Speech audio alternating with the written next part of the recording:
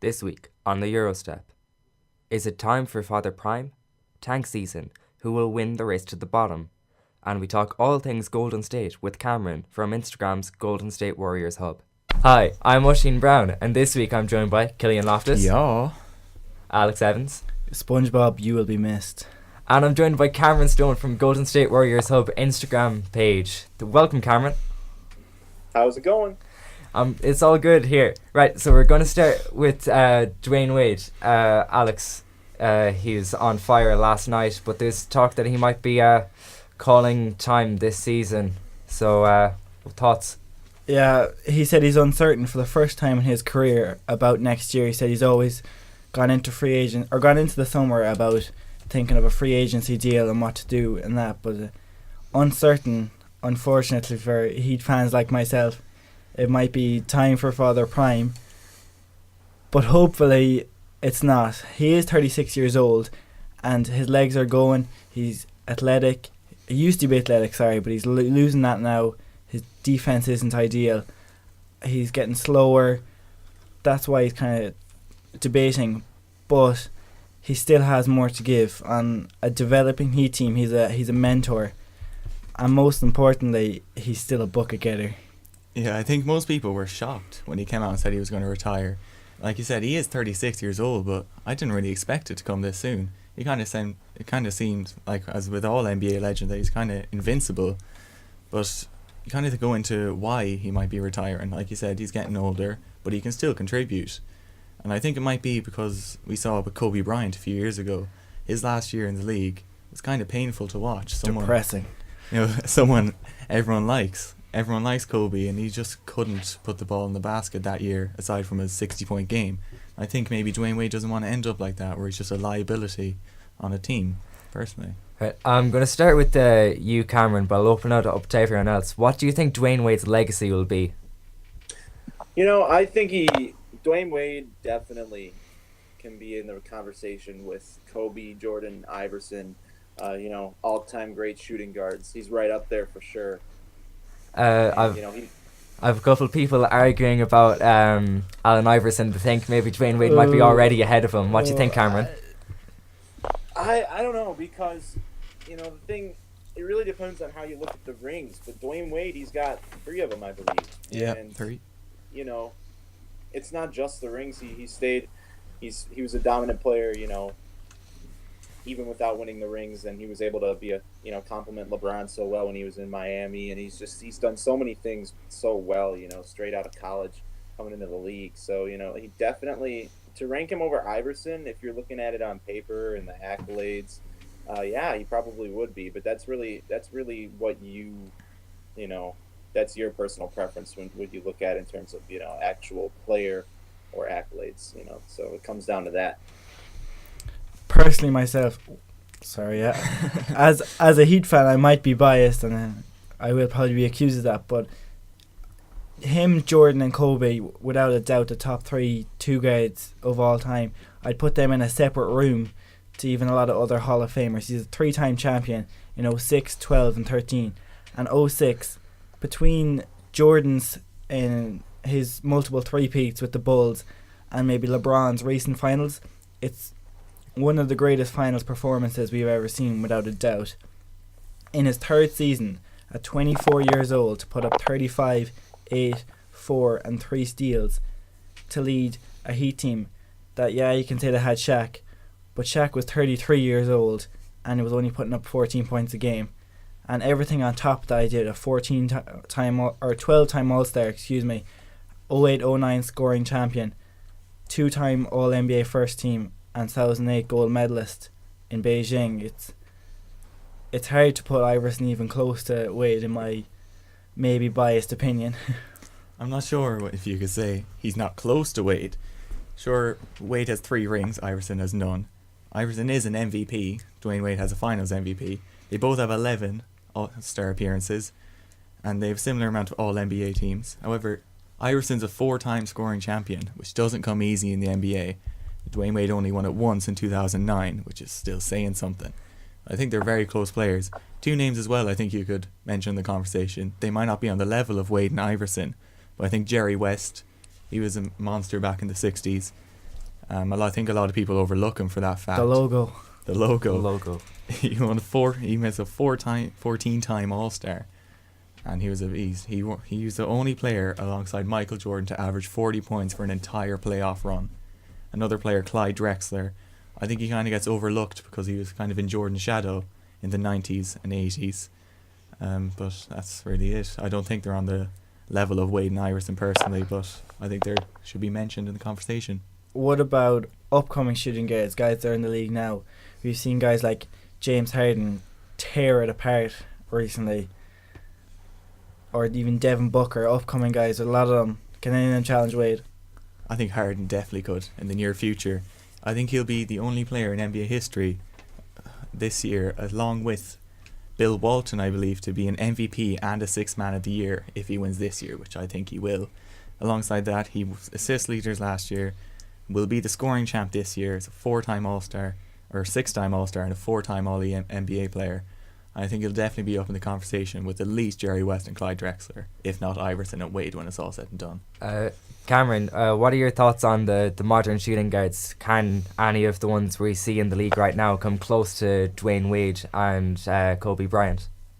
Like he just said, Harden could, because I have never seen somebody score the way he does when it at least comes to ISO, because he gets the ball and he breaks you down. He's so unguardable, and just not only that, the way that he is, like he said, Sixth Man of the Year and probably the MVP this year. It's just to show how much he has grown his game and become a superstar. That's just something amazing to add to your resume. So if you can kind of, put a few more accolades in the near future on your resume, like maybe a few championships. We see how the Rockets are right now. So I think Harden could definitely build something like that. But in terms of like up and coming, I always want to say Booker shows so much promise. But he's stuck in Phoenix, and while he may still be developing his game, and he's really showing that he can become an elite scorer in this league, kind of, showing a little flashes of Kobe Bryant here and there. I think, Devin Booker could really become one of the best, future players in the league, and definitely one of the future best scorers in the league. So, I would love to see what he does later down the line. But, to come to Dwayne Wade's level, who, like you said, is up there with Jordan and Kobe, that's really saying a lot. And so at this point in time, looking at how things are going right now, I would say that James Harden is the only one who could potentially somehow reach that level in the near future. Yeah, Harden, he definitely has the potential. He's a great player. But he's 28, 29 now this year, and we've never seen it from him in a non-regular season, in the playoffs. Last year, when we saw the Rockets were going well in that D'Antoni offense, Harden was second place MVP. Game 6 against the Spurs in the conference finals. It's supposed to be a good series. Harden in Game 6, 8 points. Shooting, I believe, 1 for 11, something along that line. All the great players, Hall of Famers, even guys like Kobe, Jordan, Wade, they had their moments. They've done it in the playoffs, they have rings, and that's what sets them apart from other guys. And we just haven't seen that from Harden yet. And I need to see something like along those lines. He needs to have his moment to be even in the conversation with those guys. I think it could be a bit different this year, though, with the addition of Chris Paul. In past years, I think James Harden was just burnt out by the time the playoffs came. He had to carry his team so far in the regular season to do well, get a 2 or a 3 seed or whatever they were getting. This year is Chris Paul and his team, and even a guy like Clint Capella has really stepped up on the defensive end. I think it could be different. They'll definitely make the conference finals, I think. Definitely give the Warriors a run for their money. Be talking about that later on. Right. I'll give the last word on Dwayne Wade to Alex, because you're such an avid Heat fan. Just maybe in one sentence describe Dwayne Wade's legacy. There's so much to talk about Father Prime. It's hard to pick just one sentence, but even one word will just be winner. Not as good as LeBron James. Not. Okay, we'll have to moving on. We'll have to move on. A lot has been made of NBA's answer to teams that are tanking. I'm going to start with you, Killian. What has been going on the last week with regards to the NBA's response? Obviously, Adam Silver came out and said that teams who tank or kind of say they're tanking will be harshly punished. We saw this with the Dallas Mavericks and Mark Cuban not too long ago. You know, 600K just for saying that he's tanking and they want to lose more games. $28 to the average human. But I think there's the worst teams in the NBA. You have the Orlando Magic, Memphis Grizzlies, Phoenix Suns, Dallas Mavericks, Sacramento Kings, Atlanta Hawks. All teams who I think are just completely tanking, and unless they come out and say it, they're not going to be getting any fines. So I don't really see the point in the statement, to be honest with you. Yeah, the only reason Adam Silver came out saying this was to protect his brand. If you have 6 teams that blatantly they come out and say, well, we're trying to lose. What Adam Silver is saying with this memo to all 30 teams, he said that you will be punished for tanking or trying to lose. He's just saying don't be obvious about it. Don't be Captain Obvious, as Stephen A. Smith said. Pretend that you want to win. These coaches, they're playing young teams. They're not signing free agents. They're using reverse analytics. Teams that are proven to not do well. They're playing them more minutes to try and lose. The players want to win, but the real problem here is the draft lottery. It's a good incentive for teams to lose. They know they'll get that high pick, and that's what needs to be addressed in this whole situation. In what way would you fix the lottery, though? Because you can't bring it back to the worst team gets the first pick, second worst team gets the second pick, because that further induces tanking. I don't know. I don't work in the NBA. That's Adam Silver's job. I just talk about it. Cameron, do you think there's any way that we can, prove that teams are tanking without owners and team staff coming and, I suppose, ratting the team out?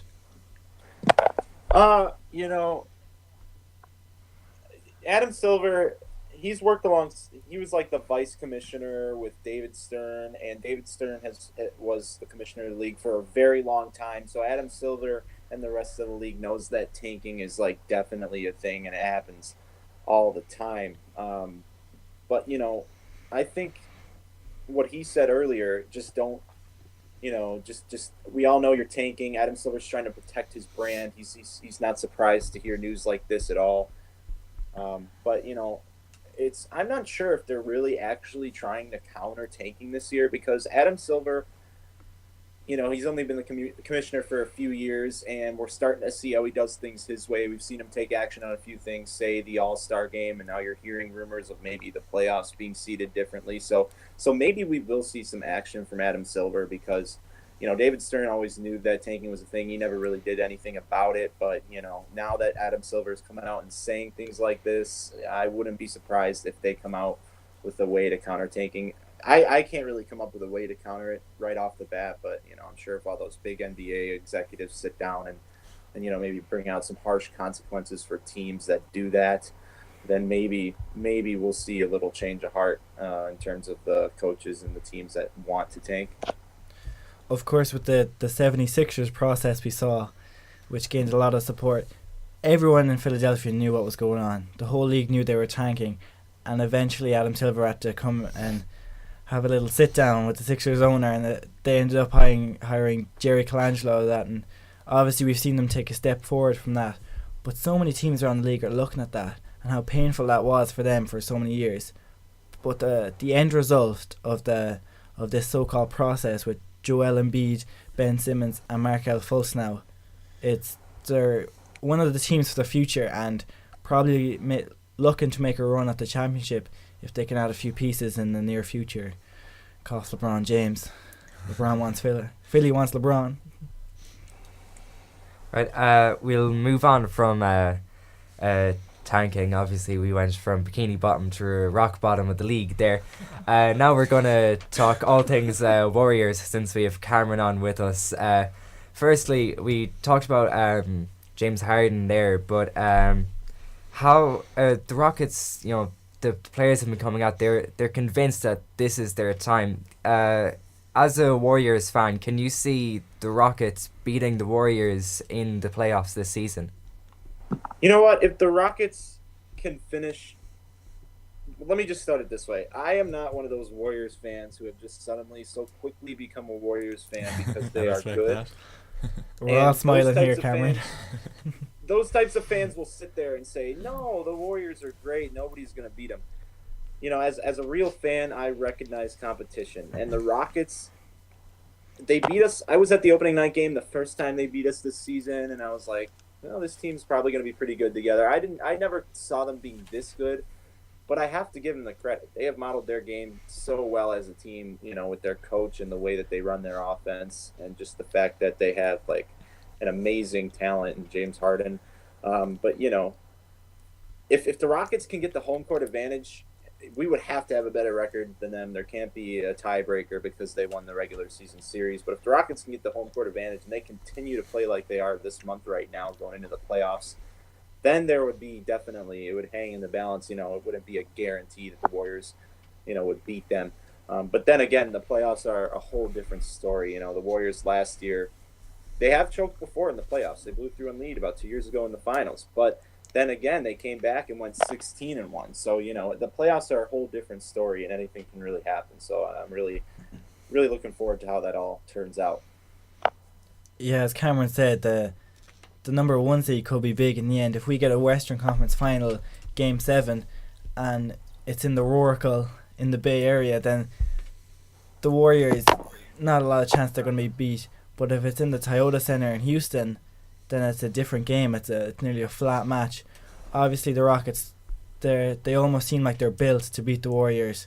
They have Chris Paul and James Harden, the most deadly backcourt in the NBA. And then, obviously, they have shooters like Ariza, Eric Gordon around them.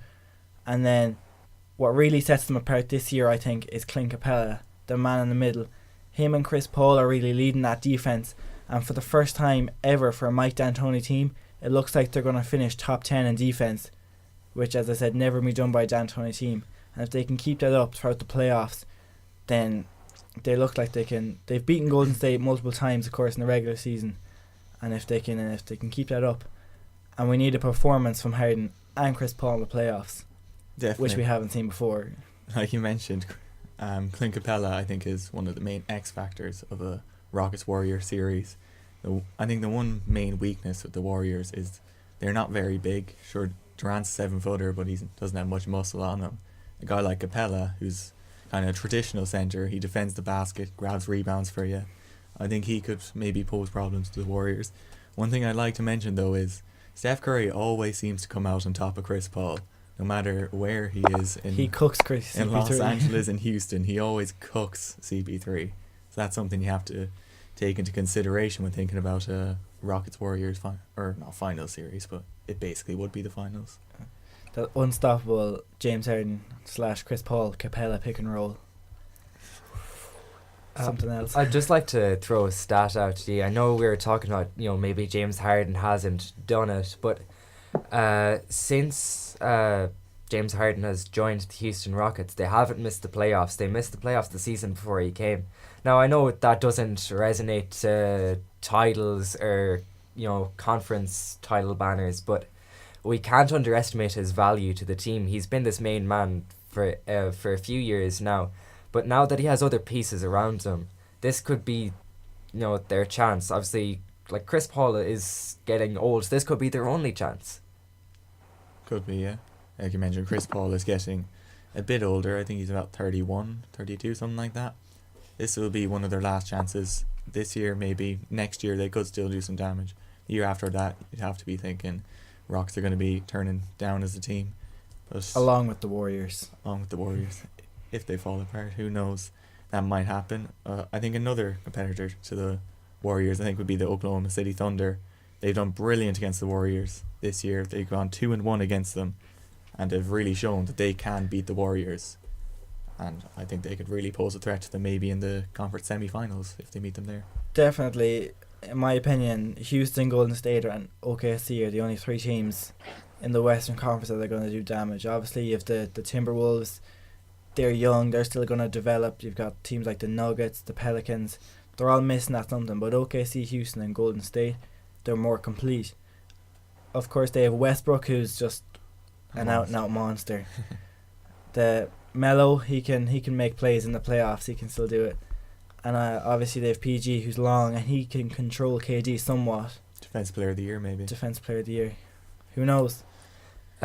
Cameron, who do you fear? I'll start with the Western Conference first, but which teams, as a Warriors fan, I know we've talked about the Rockets now, but who else would you, I suppose, be afraid of going into the playoffs?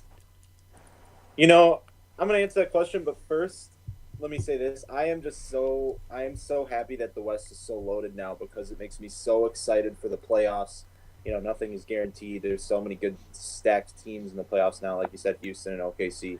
So I'm looking forward to that coming up in a few months. But in terms of who am I scared of the most, obviously right now, I wouldn't say the Rockets are the team that I'm scared of the most. They're just like, you know, they're like the last step to get, you know, they're obviously going to be probably a Western Conference matchup. But in terms of a team that I am scared of, that I paid attention to, is probably the Denver Nuggets. They always can match up so well against the Warriors. They have beaten us the last time we have played there. And, you know, a few times this season, I know preseason really doesn't mean much, but if I'm going to count preseason and combine it with the times that we've played them in the regular season, they always make us shoot terribly. I don't know why. I think the Warriors were like 3 for 20 on threes in one of the games earlier this season against the Nuggets. And then, like I said, they just recently lost in Denver.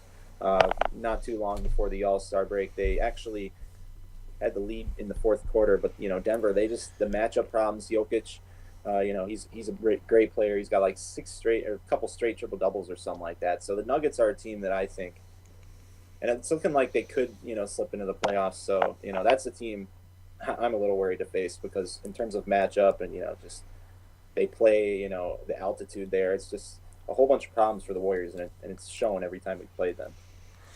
Alex says, or I'll go to Killian first. What do you think? I think definitely Nuggets with Nikola Jokic. He's definitely proven himself to be one of the best centers in the NBA this year. Probably the best passer of a center in the NBA. He again exposes kind of the weakness in the Warriors in their lack of height or lack of quality players at the center position, I'd say. And they also have the young guys like Jamal Murray, Gary Harris. They're both very good scorers at the guard position, and they could, you know, hit some perimeter shots, do some damage. They also have Paul Millsap, who's an experienced player.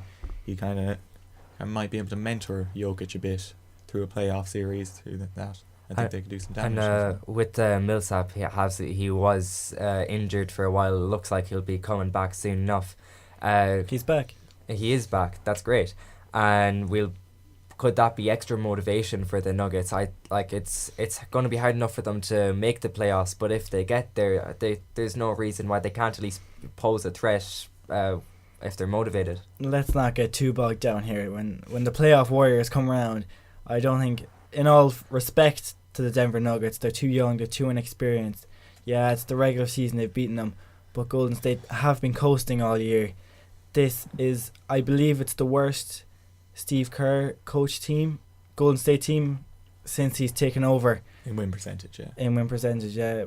But yeah, they've been coasting. But when the playoffs, they'll click, they'll move on and easily dispatch of Denver if they end up matching up against them in the playoffs. I feel like we're forgetting again the San Antonio Spurs. It seems to be happening all the time. And if Kawhi comes back, and if he comes back with you know, that same power. Obviously, he tormented the Golden State Warriors in the game in the Western Conference Finals last season until he got injured. If Kawhi does come back and he comes back strong, why can't the San Antonio Spurs do some damage in the playoffs? I'll start with you, Alex. Yeah, last season in the Western Conference Finals, they were up 20 plus points against that Golden State team, which eventually went on to win it all quite easily, only losing the one game. But the Greg Popovich coach team, they're keeping in contention this season, and if they can get Kawhi back, and if Kawhi might have pulled a Ben Simmons and just been training all year, then you never know, he can always come back. Every time we see Kawhi come back, whether it be a new season or after an injury, he always seems like he adds that bit of something else.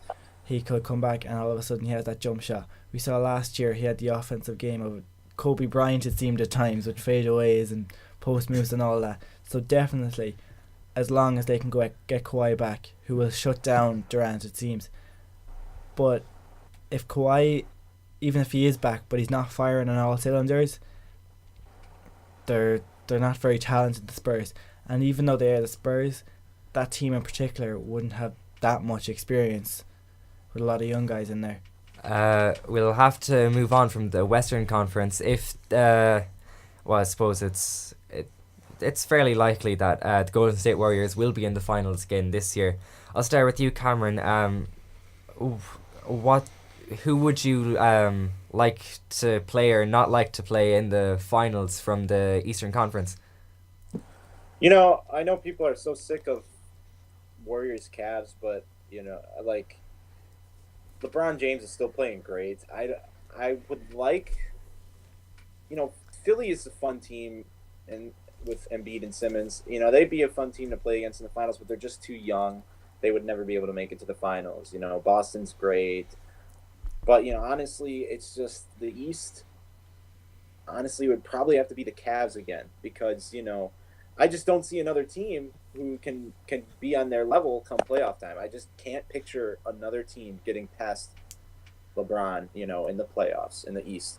And that's really why I haven't really cared much about the East this year. I've had all eyes on the Rockets.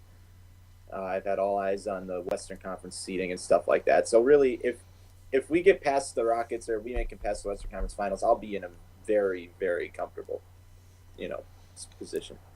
Yeah, for sure. One thing I'd definitely say is you can't count out playoff LeBron James. He's a monster. Different animal. He's an absolute animal. But besides from that, you said the Celtics, they are missing Hayward, so I don't think they'll be able to do much, especially in a final series against Golden State. The Raptors, right. Kyle Lowry, DeMar DeRozan, they're still yet to prove themselves in the playoffs. They've been great in the regular season, but they haven't done much in the playoffs as of yet. The rest of the teams in the East are too young or just not good enough.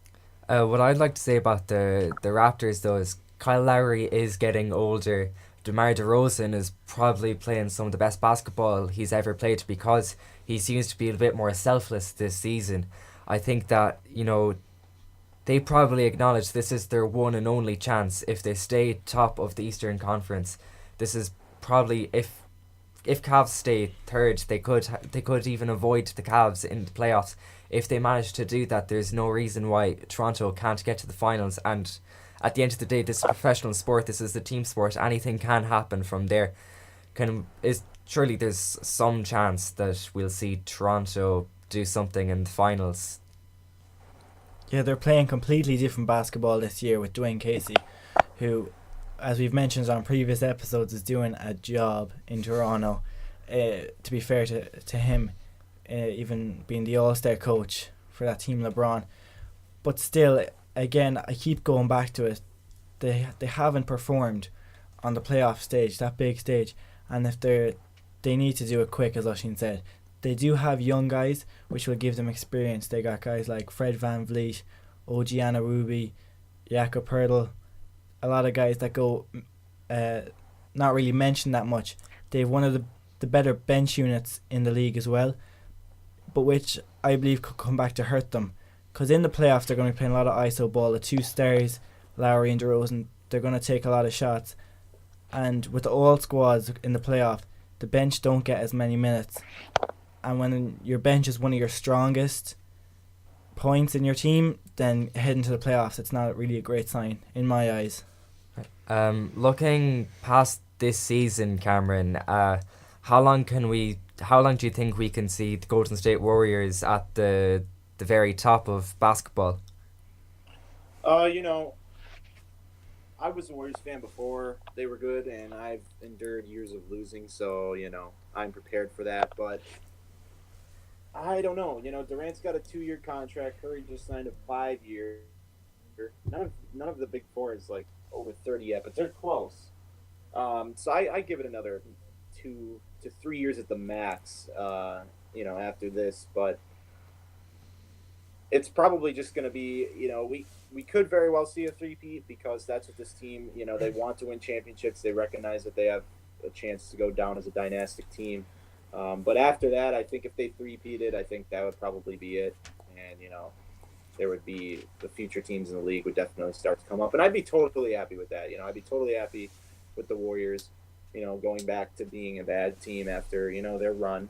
As a fan of a team, you're gonna get your money's worth eventually. Your team's gonna be good at some point in time, but 2 to 3 years probably, and after that, I think obviously I'll still be a passionate Warriors fan. They're building the new arena. I'm looking forward to going to those games. But to just be able to look up at the banners and say, that was a fun time, I'd be totally fine with that. But I think they will be pretty bad in the future, But we have young players like Jordan Bell who are showing promise, and hopefully we can make something out of that. But as far as future goes, we're not really any team of the future in that sense. So, that's my take on that. Yeah, I think one of the main threats posed to kind of the Warriors' future is Klay Thompson's 2019 free agency. The Warriors don't have much cap space, and they won't in 2019. And he said, he wants to stay in Golden State, but if the money's not there, he's not staying. He's happy to go somewhere else if he doesn't get as much as he's worth. So I think if Klay Thompson does leave Golden State, then that could be the kind of break up. They'd still be a great team with Steph Curry, Kevin Durant, Draymond Green, but after losing Klay Thompson, he's their best perimeter defender. That could take a huge hit to the team. He's proven everything he needs to prove in Golden State. By the end of this year, bold prediction alert, he'll have his third ring. Or his fourth ring? Third ring. Goddamn. He'll have his third ring, and I'd imagine he'd be more than happy to move on. Even could have his fourth ring by next year. Right, we'll have to leave it there. Just before we go, Cameron, if you'd like to shout out your page. Oh, sure. My Instagram page is at Golden State Warriors Hub. It's actually that whole, that's the word right there. No GS Warriors _. It's just straight up Golden State Warriors Hub. And I'm really happy that you guys took the time to look at my page and invite me on here. I always love talking NBA. Hopefully we can do things like this in the future. More to come. More to come. Watch this space. Yeah, we're gonna have to leave it there. Thanks again to CRC for the studio. If you want to check us out on social networks, we are Team Eurostep on Facebook, Twitter and Instagram. And if you enjoy our content, we are Team Eurostep on Patreon, as much as a euro helps. So thanks to Killian, thanks to Alex, thanks to Cameron, and until next time, keep grinding.